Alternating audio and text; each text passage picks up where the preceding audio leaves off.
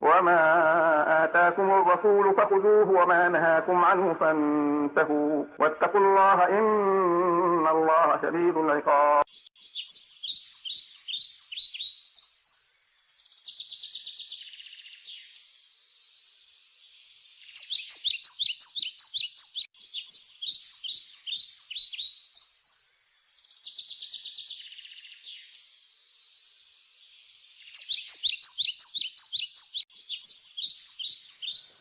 The questioner asks, what does the Arabic word Taraweeh mean linguistically, lughatan, and technically istilahan?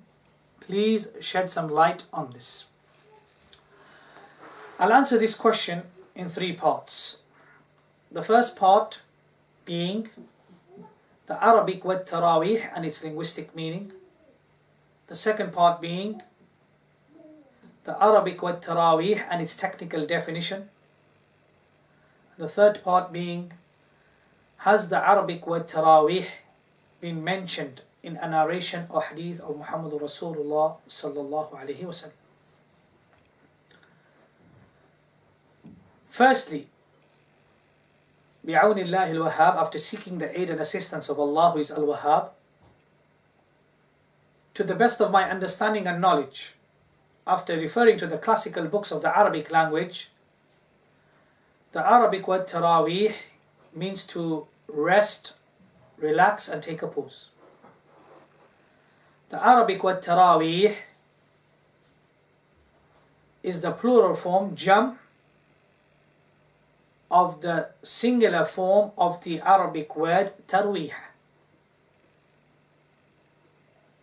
Secondly, the technical definition as agreed upon by the ulama is that the Taraweeh prayer is a voluntary salah in salawat nafila that is prayed specifically in the month of Ramadan, mostly in congregation bil jama'ah, after Salat al-Isha, with the distinctive feature of having a pause and a rest after 4 rakat.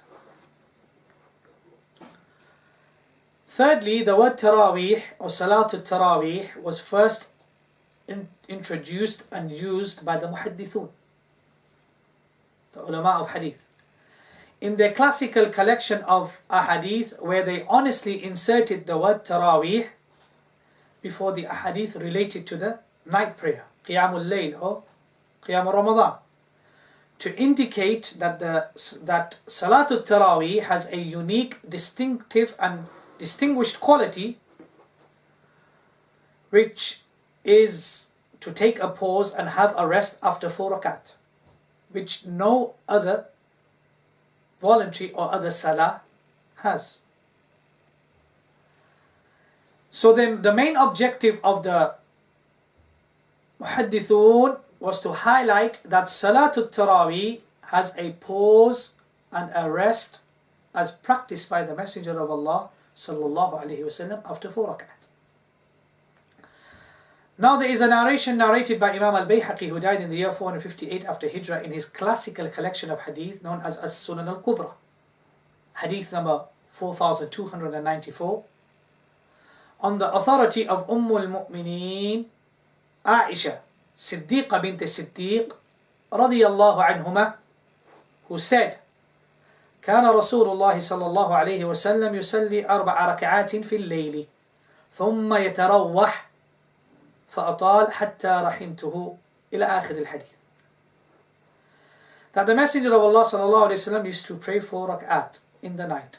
Then he would have a rest, meaning take a pause, and then he would prolong his prayer till the end of the narration. Now the ulama of hadith, rahmatullahi alayhim, have differed with regards to the authenticity, the tasheeh of this narration. Imam al-Bayhaqi himself, rahmatullahi alayhi, after narrating this narration, has criticized one of its narrators who is problematic, known as Al-Mughayra ibn Ziyad, by saying that he is alone in narrating this. Yani, قد تفرد به المغيرة ابن زياد. And also he is not strong. وليس بالقوي. Now both these terms, تفرد به المغيرة ibn Ziyad وليس بالقوي are not to be taken in their literal sense as translated by many, but rather these are terms of disparagement, jarh, used by the Imams of Hadith whilst criticizing certain narrators and determining their status. We also find that the Imam of Ahl Sunnati wal Jama'ah, Imam Ahmad ibn Hanbal and Imam ibn Hibban, have both also criticized Al-Mughira ibn Ziyad by declaring this narration of his not to be accepted. So my brothers and sisters in Islam, in conclusion I humbly say, that the root word of the Arabic word Taraweeh